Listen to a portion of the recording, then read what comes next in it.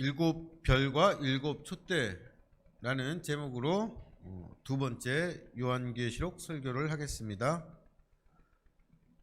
지난 시간에 요한계시록은 하나의 관점으로 다 설명할 수 없는 어려움이 있어서 요한계시록을 설교할 때 곤란함을 겪는다라는 말씀을 드렸습니다.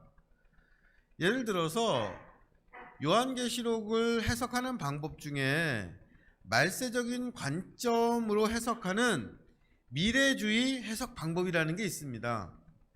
이 해석 방법을 갖는 분들은 이 세상의 역사를 몇 단계로 나누고 지금이 말세의 때라고 믿습니다. 그리고 요한계시록은 특별한 미래, 이 세상이 끝나는 시대에 관한 예언서로 정의를 하고 요한계시록에서 말세의 증거를 찾는 걸 가장 중요하게 여기죠. 이런 말세적인 관점, 미래주의적인 해석에서는 이런 설교가 나올 수 있습니다. 한번 잘 들어보십시오. 요한계시록은 예수 그리스도의 계시라는 구절로 시작하면서 이 계시가 반드시 속히 일어날 일이라고, 예언의 말이라고 증언합니다. 그리고 이어지는 요한계시록 1장 7절은 이렇게 전하죠. 볼지어다 그가 구름을 타고 오시리라. 각 사람의 눈이 그를 보겠고 그를 찌른 자들도 볼 것이요 땅에 있는 모든 족속이 그로 말미암아 애곡하리니 그러하리라. 아멘. 여기서 그는 예수님입니다. 예수님께서 구름을 타고 오시고 이것을 예수님을 찌른 사람들을 포함한 각 사람이 보고 땅에 있는 모든 사람이 예수 그리스도 때문에 애곡, 가슴을 치며 통곡할 것이라고 합니다. 이 구절들을 연결시켜 보면 이 세상의 마지막 때 예수님의 재림이 반드시 속히 일어나는데 이때 모든 족속이 슬피 우는 재앙이 온다는 거죠. 그럼 그때가 언제입니까? 바로 지금입니다. 재림의 때가 가까웠다는 것이 세계 모든 족속에게 분명히 알려지고 있죠. 지난주 투르키의 시리아 지역에 큰 지진이 있었습니다. 뉴스 화면을 보세요. 이 지진으로 사망자가 7,000명이 넘었는데 이건 우연이 아닙니다. 요한계시록 7장 11절입니다.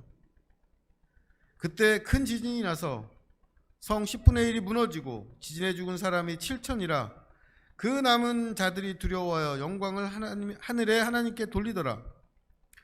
성경은 반드시 속히 일어날 일을 아주 분명하게 예언합니다. 투르키의 시리아 지역이 어디입니까? 요한계시록에 7교회가 있었던 바로 그 지역이에요. 이곳에 큰 지진이 나서 성이 무너지고 7,000명이 사망한 이 사건은 요한계시록의 예언이 현실로 이루어진 겁니다. 우리가 목격하는 큰 지진은 지금이 바로 요한계시록의 예언이 성취되는 시대, 예수님의 재림의 때 종말의 시대라는 걸 알려줍니다. 여러분, 이 설교를 들으면서 어떤 생각을 하셨습니까? 미래주의적인 해석, 말세적 관점은 세계에서 벌어지는 여러 사건 중에서 요한계시록과 연결시킬 수 있는 일들을 찾아서 지금이 종말의 때인 걸 증명하려고 합니다. 그런데 이게 호소력이 있어요.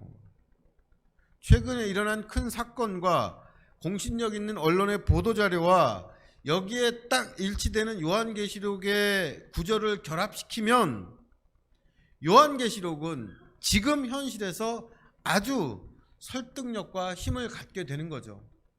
이런 식의 설교들이 유튜브를 보면 정말 수없이 찾을 수 있습니다. 그런데 지금 방금 전에 제가 한 그런 설교요, 그 설교는 사실 엉터리 거짓말 설교입니다.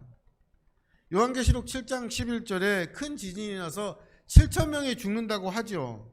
그런데 언론 보도에서도 7,000명이라는 사망 숫자가 나오니까 이 7,000이라는 숫자가 일치하면서 예언이 그대로 현실이 된 것 같습니다. 하지만 이건 중간 집계고 실제 사망자는 2만 명이 넘을 것 같다고 하죠. 그런데 7,000이라는 숫자가 나온 방송화면만 딱 캡처해서 보여주면 그게 진짜 같습니다. 터키 지역에서 지진이 난 건 이번이 처음이 아닙니다. 고대부터 이 지역에서는 지진이 자주 있었고 200년 전에도 지금 같은 큰 지진이 있었다고 해요. 하지만 말세 종말에 관심을 갖는 사람들은 자기 시대에 일어난 사건, 자기들이 목격한 일들에 가장 중요하고 특별한 의미를 부여하고 이것을 요한계시록 예언의 성취로 해석을 합니다. 이런 해석 방법은 호기심과 관심을 자극해서 사람들을 모으기 좋고 위기감을 높여서 이들을 결집할 수 있다는 장점이 있어요. 특별히 사회가 불안하고 큰 재난이 발생하는 때는 이런 종류의 해석들이 더 많이 인기를 끌고 극단적인 시한부 종말론으로 이어지곤 했습니다. 그런데 한국교회에서 가장 널리 받아들여지고 있는 요한계시록 해석 방법이 바로 이런 미래주의 말세적인 해석 방법입니다. 아마 한국교회의 80%는 미래주의 종말론적인 해석 방법으로 요한계시록을 설교합니다. 여기에는 역사적인 배경도 있어요. 이런 말세적인 성경 해석 방법은 남북전쟁 후에 미국에서 인기를 끌기 시작했습니다. 사회가 급격하게 변화하고 그 전에 없던 일들이 생기면서 종말론에 대한 관심이 높아졌고 지금이 말세이니 열심히 복음을 전하자는 설교에 많은 사람들이 감동을 했죠. 이때 마지막 때 복음을 전하자는 이 뜨거운 사명감에 불타는 미국 청년들이 세계 방방곡곡으로 선교를 나갔습니다. 조선을 선교했던 언더우드나 아펜젤러도 그런 청년들이었어요. 그러니까 우리나라 개신교는 시작할 때부터 말세적인 해석을 배웠고 이게 일제식민지, 6.25 전쟁, 냉전 시대를 거치면서 더 확고해졌습니다. 조금 넓게 보면 통일교나 90년대에 있었던 휴거소동, 신천지 2단도 이 한국교회에 널리 퍼져 있는 말세적인 요한계시록 해석과 관련이 있는 거죠. 그런데 이런 미래주의 말세적인 요한계시록 해석은 시한부 종말론 2단과 연결된다는 문제점 외에도 다른 심각한 문제가 있습니다. 이런 관점들은요, 이 시대에 일어나는 어떤 재난과 비극을 종말의 증거, 예언의 성취, 하나님의 뜻으로 해석합니다. 그러면서 이 세상을 포기하고 내세와 개인의 신앙에만 관심을 갖게 하죠. 피해자, 희생자들의 처지를 안타까워하며 도울 방법을 찾질 않고 구경꾼, 방관자가 되는 겁니다. 그런데 지난주 설교에서 말씀드린 대로 요한계시록의 핵심이 뭡니까? 예수 그리스도의 계심입니다. 은혜와 평강을 주시는 예수 그리스도, 우리를 사랑하사 그의 피로 우리를 죄에서 해방시키신 예수 그리스도의 능력과 영광을 세상에 드러내는 게 핵심이에요. 요한계시록은 이 세상에서 재난과 비극과 참혹한 현실을 만날 때 여기서 종말의 징조를 찾으라고 쓰여진 게 아니라 이러한 현실에서 어떻게 우리가 예수 그리스도를 증거하고 나타낼 것인가, 예수 그리스도의 계시를 전할 방법을 찾고 실천하라고 쓰여진 겁니다. 지진으로 큰 고통을 겪고 있는 이 튀르키예, 시리아를 향해서 교회가 가져야 할 올바른 자세와 마음도 예수 그리스도의 계시에 근거해야 합니다. 종교와 민족을 뛰어넘어서 어떻게 하면 예수 그리스도의 이름으로 이들을 위로하고 도울 수 있을까? 이것이 우리의 관심이 되어야 한다는 거죠. 그래서 우리 성도님들께도 특별히 요청을 드립니다. 튀르키예, 시리아 지역에 계신 선교사분들을 통해서 구호 성금을 보내려고 해요. 언론에 자주 나오지 않는 시리아 지역 상황이 더 심각하다고 해서 그것을 돕는데 우리의 힘을 보태려고 합니다. 다음 주에 특별헌금을 거두려고 합니다. 우리 성도님들 헌금을 좀 준비해 주세요. 특별히 이번 일주일 투르키의 시리아 국민들을 위해서 기도하시면서 준비해 주시면 좋겠습니다. 가능하시다면 금식이나 절제를 통해서 헌금을 마련하시면 더 좋을 것 같아요. 이 세계에서 벌어지는 큰 재난과 비극을 목격할 때 이게 요한계시록에서 예언한 일이구나, 종말이 왔구나, 이제 휴거를 준비해야지, 이것이 요한계시록을 읽고 듣고 지키는 일이 아니라 예수 그리스도의 이름으로 재난과 죽음으로 비통한 이들을 위해서 기도하고 이들의 삶을 회복시킬 수 있도록 돕는 것이 요한계시록의 말씀을 지키는 것이라는 것, 우리가 분명히 기억했으면 좋겠습니다. 요한계시록 1장 8절을 함께 읽겠습니다. 주 하나님이 이르시되 나는 알파와 오메가라. 이제도 있고 전에도 있었고 장차 올 자여 전능한 자라 하시더라.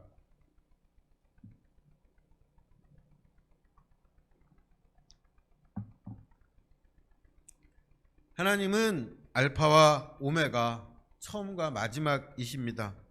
시작하신 분도 하나님이고 끝내는 분도 하나님이십니다.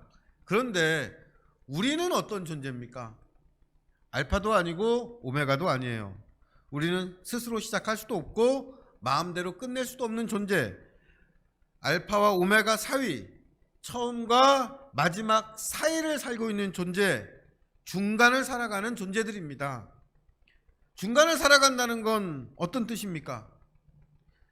하나님이 시작하셨으니까 좋을 거예요. 하나님이 끝내실 거니까 또 좋을 겁니다. 이렇게 믿어요.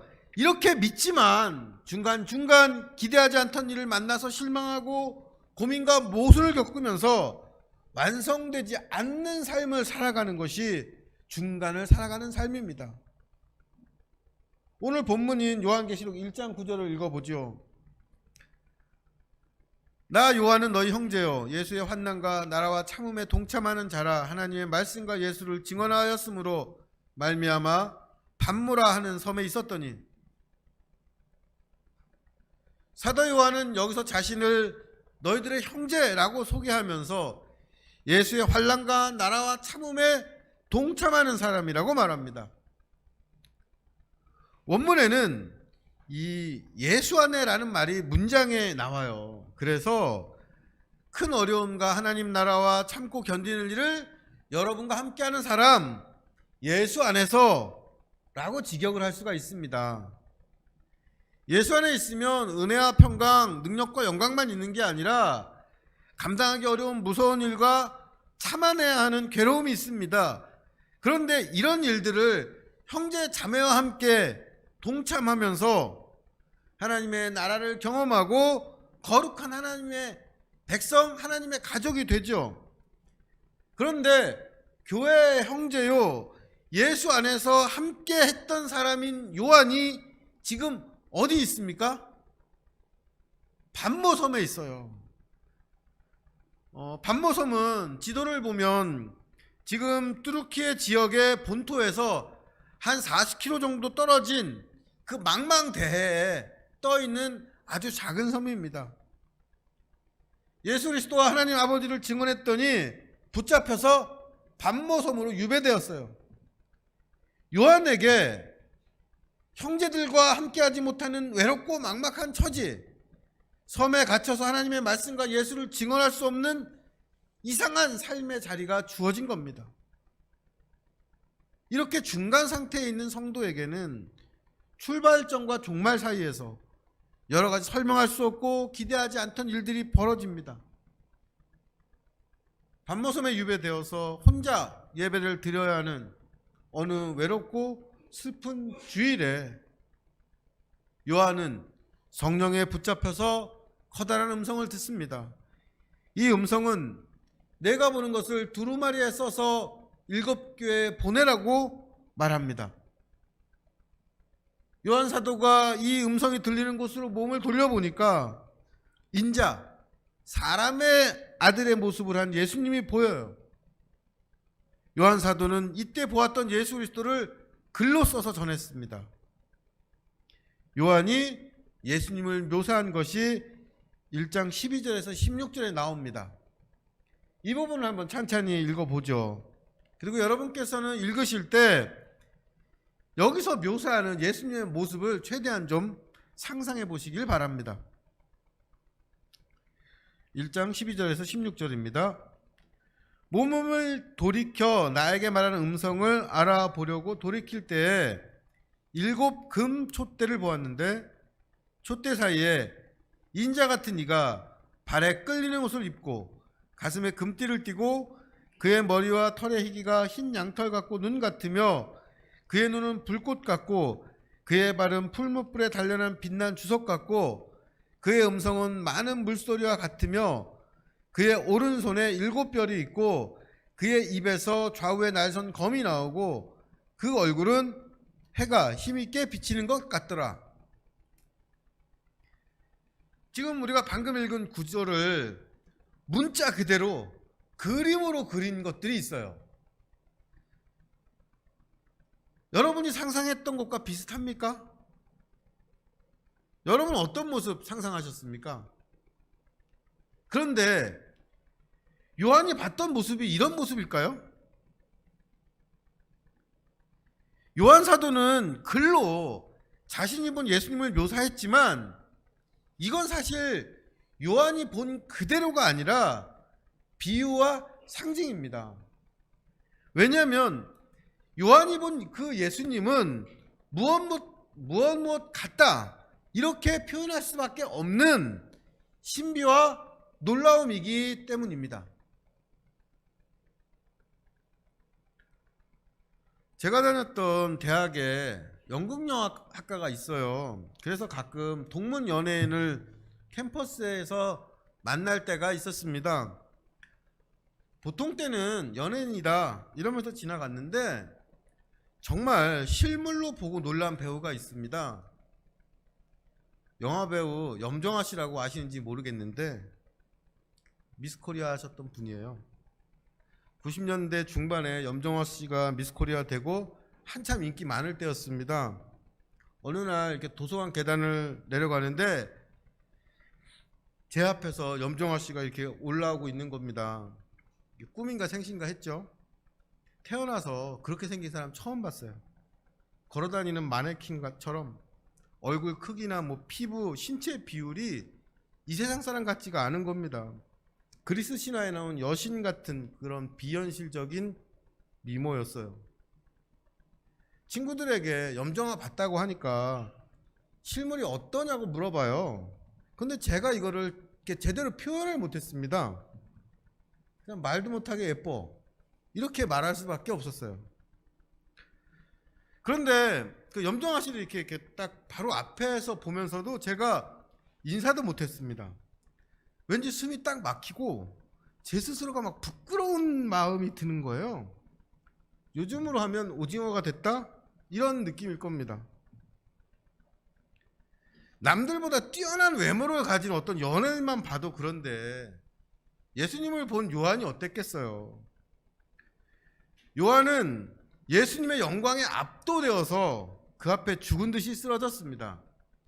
하지만 요한은 자기가 봤던 것을 글로 써서 전해야 되기 때문에 자기의 언어와 지식을 총동원해서 예수님을 묘사했던 거죠.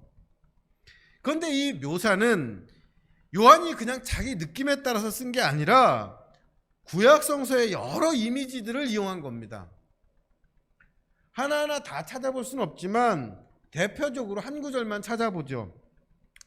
다니엘서 7장 9절입니다. 내가 보니 왕자가 놓이고 옛적부터 항상 계신 이가 좌정하였는데 그의 옷은 희기가 눈 같고 그의 머리털은 깨끗한 양의 털 같고 그의 보좌는 불꽃이요 그의 바퀴는 타오르는 불이며. 이 다니엘서는 왕자, 흰옷, 양의 털처럼 깨끗한 머리털, 불꽃 이런 이미지를 통해서 심판하시는 왕으로서의 하나님을 전하는데 이 모습이 요한이 전하는 요한계시록의 예수님과 비슷합니다. 또 한편으로는 예수님은 발에 끌리는 옷과 가슴에 금띠를 두른 모습인데 이건 레위기에 나오는 제사장의 복장이에요. 불꽃 같은 눈은 어둠을 밝히고 거짓을 불사르는 지혜를 상징합니다. 녹슬지 않는 귀한 금속인 주석으로 된 발은 단단한 힘을 나타내고 많은 물소리와 음성 그리고 좌우에 날선검이 나오는 입은 능력과 위엄으로 진리를 전하는 예수님을 표현하죠. 이렇게 요한은 구약의 여러 구절들을 사용해서 영광스러운 예수님을 전하는데 요한이 구약을 통해서 예수님을 묘사하는 건 예수님이 구약의 완전한 성취, 계시의 완성이라는 의미를 담고 있습니다. 그런데 요한이 묘사하는 예수님의 모습 중에서 가장 중요한 게 뭡니까? 예수님이 7 촛대에 계시고 그분의 오른손에 7 별이 있다는 겁니다. 그리고 예수님께서는 요한이 본 오른손의 7 별과 7 촛대가 뭘 상징하는지를 직접 말씀해 주세요. 요한계시록 1장 20절입니다. 내가 본 것은 내 오른손에 7 별의 비밀과 또 7 금 촛대라. 7 별은 7 교회의 사자요 7 촛대는 7 교회이니라.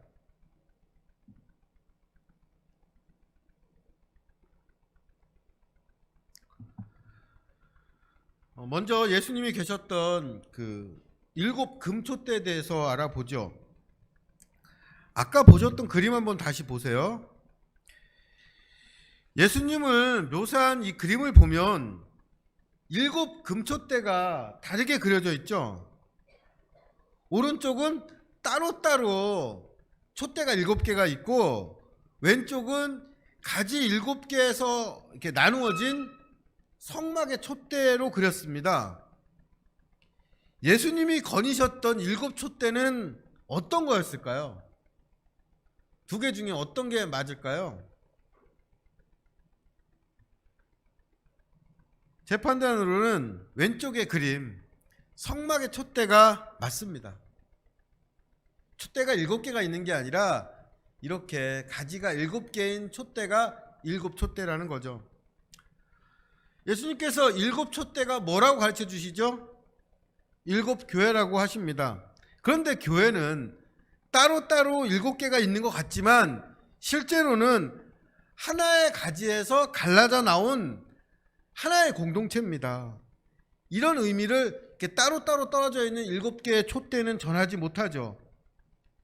요한이 소아시아에 있는 7 교회에 편지를 하는데 그 7 교회를 이렇게 이어보면 둥그런 원이 이루어집니다. 7 교회 편지를 보내면 가까운 교회에도 내용이 전해져서 소아시아 전체에 전달될 수 있는 겁니다. 다시 말하면 이 7 교회는 숫자 그대로 7 교회라는 뜻도 있으면서 7이 상징하는 충만하다, 완전하다는 의미에서 모든 교회를 상징하기도 합니다. 7 촛대는 교회를 상징하는데 예수님이 이 7 촛대 사이에 계세요.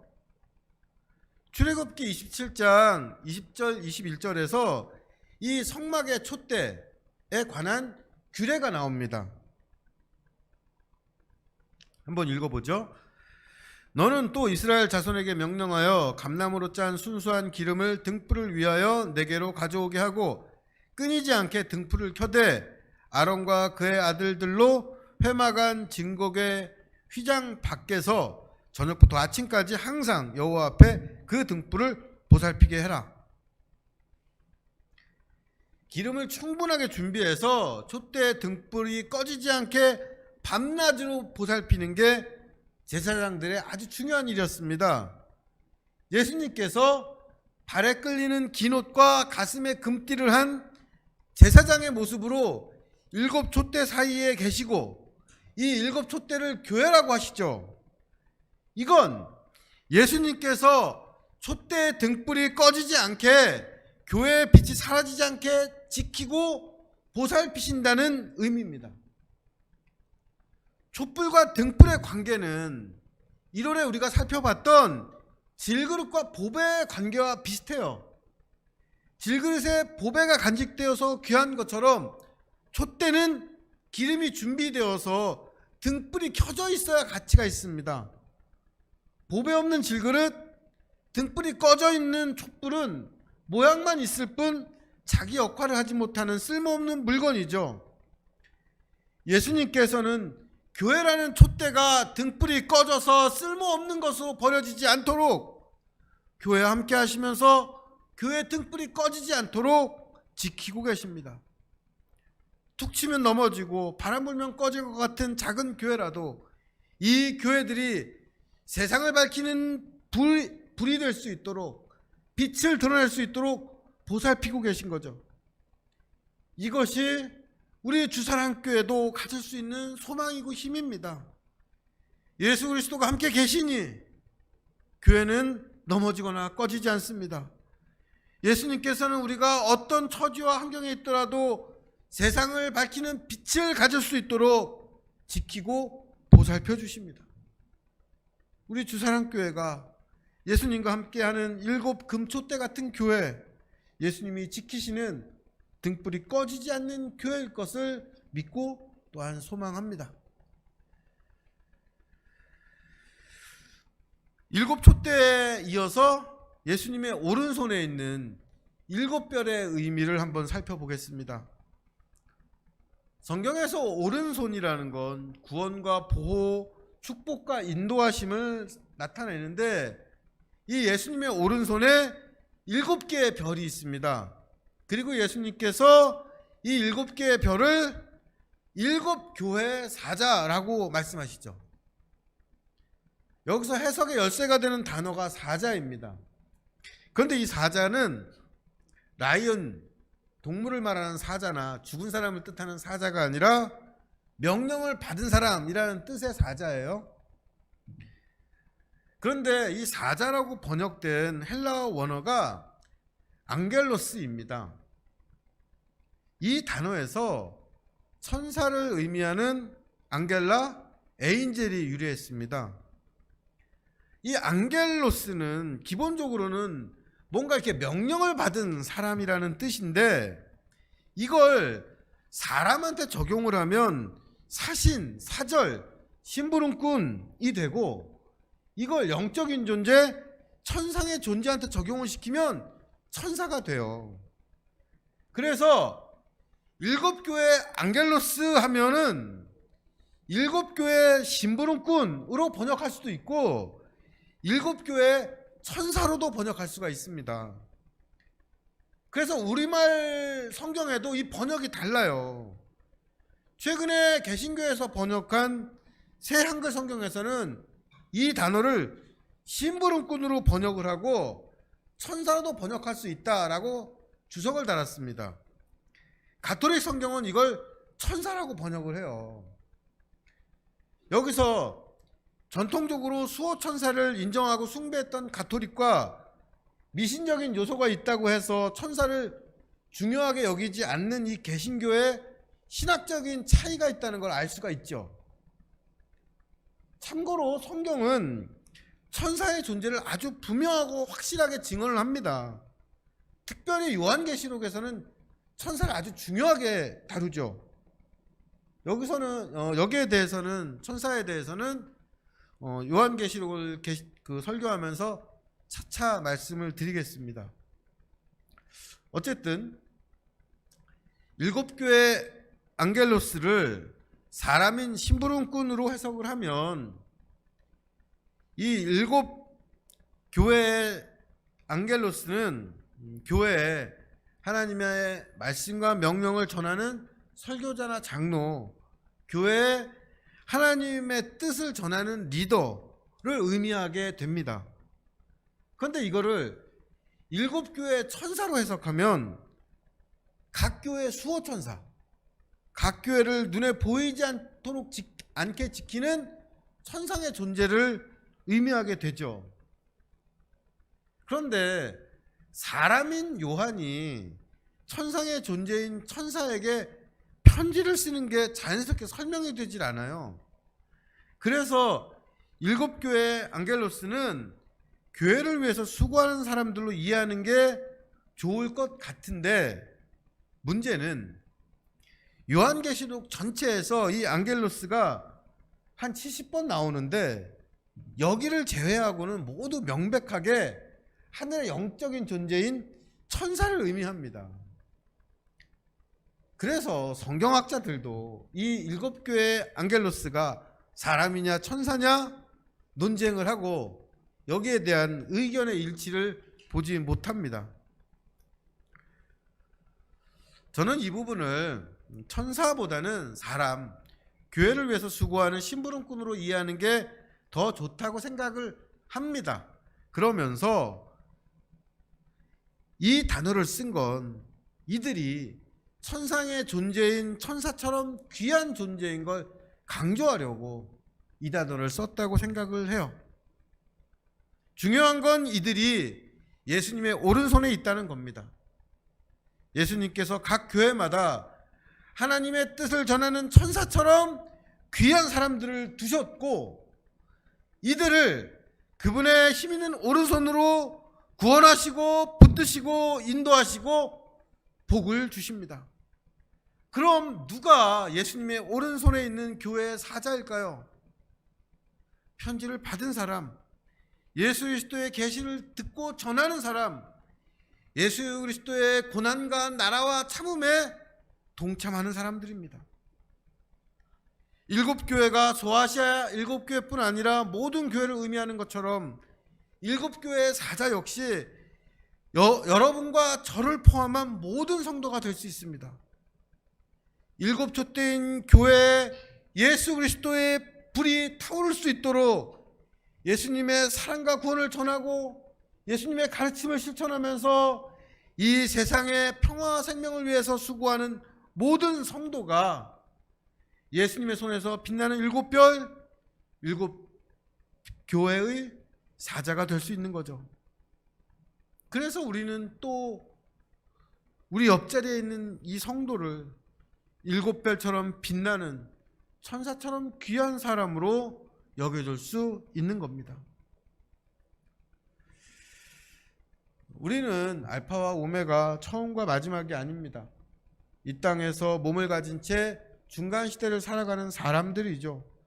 완성되지 못한 채 불완전하게 살면서 예상하지 못하는 일을 만나고 때로는 반모섬이라는 낯선 곳에 갇혀서 외롭고 막막하게 살아갈 수도 있습니다. 그러나 그런 우리를 하나님께서는 7금초대와 7별로 부르셨고, 예수님께서 우리 곁에 계시면서 그분의 능력으로 붙잡아주고 계십니다. 주사랑 교회와 성도들이 7촛대와 7별이 되길 간구합니다. 예수님께서 우리와 함께 하시면서 그분의 오른손으로 붙들어 주실 것을 마음 다해서 믿고 바라고 축복합니다. 말씀 마치고 우리 말씀 기억하시면서 함께 기도하는 시간 갖겠습니다.